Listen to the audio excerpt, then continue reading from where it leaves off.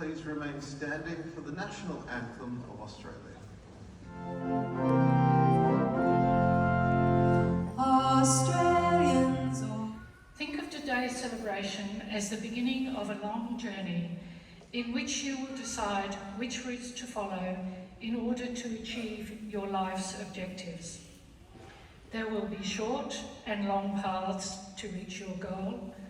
There will probably be multiple routes to each one. Some will be obvious, while others will be hidden and emerge unexpectedly. Let me give you some examples so you understand that I am speaking from experience rather than in abstract terms. I earned an honours degree in my early 20s, but despite my academic career record at school, my university record did not grant me the first-class degree that I needed to pursue a dual PhD in education and chemistry. It was a blow, but then perhaps again I spent too much time enjoying my evenings in the pub and being politically active. I therefore had to find a different route, enrolling in and graduating from Oxford to pursue a career in education. Imagine then the next setback, realising that teaching was not for me and that a career in research was what I wanted, in particular hormone research, which had been motivated by my tutors. The research literature at the time was full of reports of the discovery of new hormones and how hormones regulate many functions in the body, including reproduction. Depending on the disease, this information was used to create medications that either block or replace hormone action.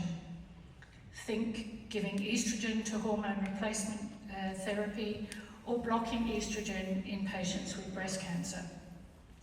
So I set my next goal, to join the teams that were making these discoveries.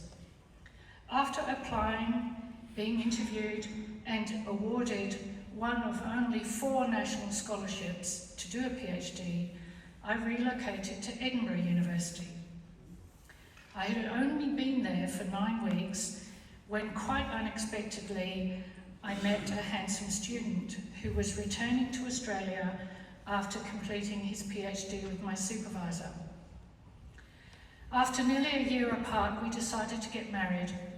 So I handed in my scholarship, applied for one at Monash, moved, I actually emigrated to Australia, I left my family, and I got married. By this time, I was 24, 25 years old, and was on a wild ride down a path I had never dreamed of. Imagine then my despair when the PhD topic that was supposed to apply the knowledge I had gained in Edinburgh did not work out. In order to finish my PhD within the allotted 3 years, I had to find a new project, Project 3. But despite this difficult beginning, I eventually earned my PhD and found myself in the spotlight globally because of the research. So despite many successes, there were many failures, and my routes or paths have shifted. It is ridiculous but true that I was told I could not pursue a career in prostate cancer because I was not a fellow of the College of Surgeons and because I was a woman. Well, look how that worked out. My startup company failed and I had to accept that failure. But instead I learned how to work with big pharmaceutical companies, and now we have several $1 million worth of contracts with them. I felt it was unfair when I did not receive the appointments or promotions I wanted. And even though I was angry and I shed a lot of tears, my passion remained and my potential for making a difference did not waver. So I never gave up because I was certain when I was headed in the right direction. Paths I never foresaw emerge. I was funded by the US Army Department of Defense for 8 years so I could study how prostate cancer stem cells escaped treatment. How did that happen? Well, stem cell research was banned by George W. Bush, but my American colleagues valued the work and my success was in that highly competitive environment.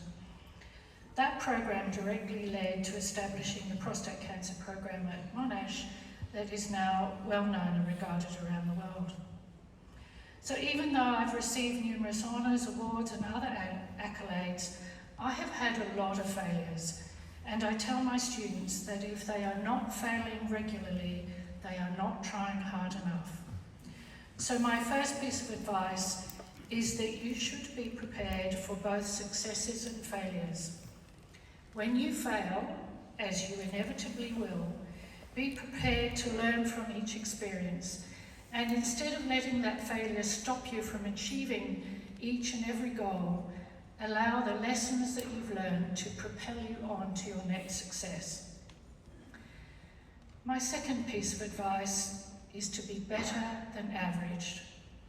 I have mentored many people in my career, and mentoring, in my opinion, is about walking a path alongside someone who needs your company or help. Outstanding individuals make a difference to other people's lives by walking alongside them, being their friend, or helping them overcome challenges. And I don't want you to think about this only in terms of your co-workers. Think about the impact that you can make on individuals in our community who typically do not interact with people like ourselves. My example is something that we did as a young family, providing respite care for 4 or 5 years. Once a month, a child with special needs came to spend the weekend with us, allowing their own family time to be together. A research title, Leveraging the Value of Data to Identify High-Risk Pregnancies. Dr. Itai Belisti Mengistu.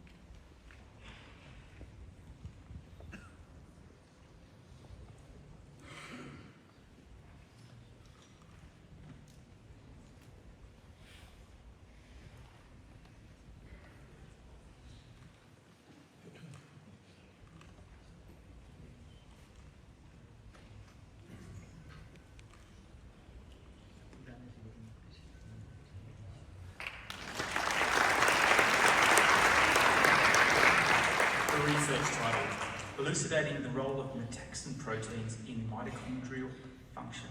Dr. Sarah Elizabeth Janina Morph.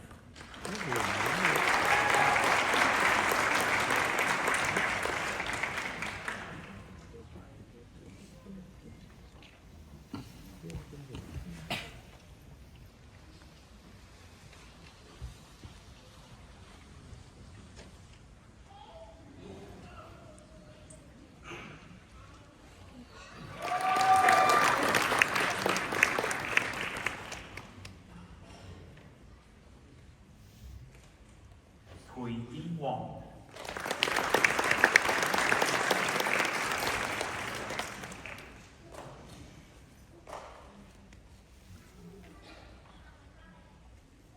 Graduating today with the Bachelor of Nutrition Science. Qian Han Huang.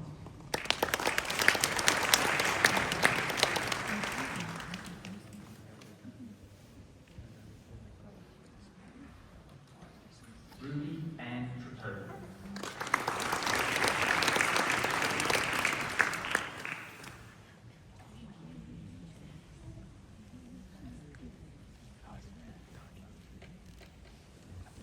Tegan Ellie Walsh.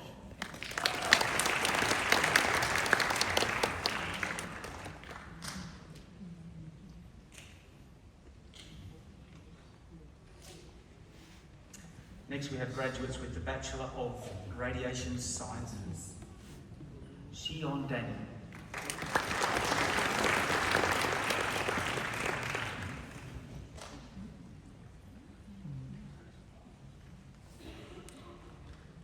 Emlyn Rachel Gill.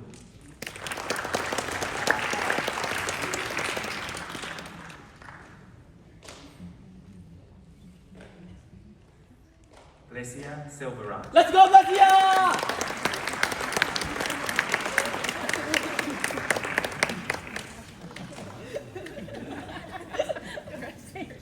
Crowd starting to warm up. That's good. Next, we have the Graduate Diploma of Medical Ultrasound. Jafar Al-Zain.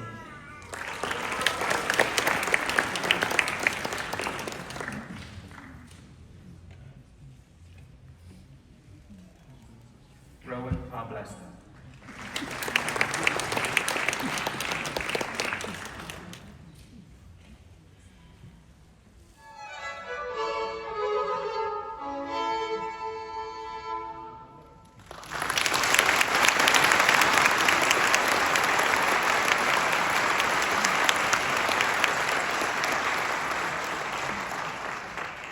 Well, thank you, Lisa and Eliza, for that wonderful performance. The graduation address gives us the opportunity to hear from a distinguished member of our alumni community. And we are very fortunate today that the address will be delivered by Professor Carl Risbridger. Professor Risbridger is a senior professor at the Monash Biomedicine Discovery Institute and co-lead for the Prostate Cancer Research Program. She is one of Australia's leading authorities in prostate cancer.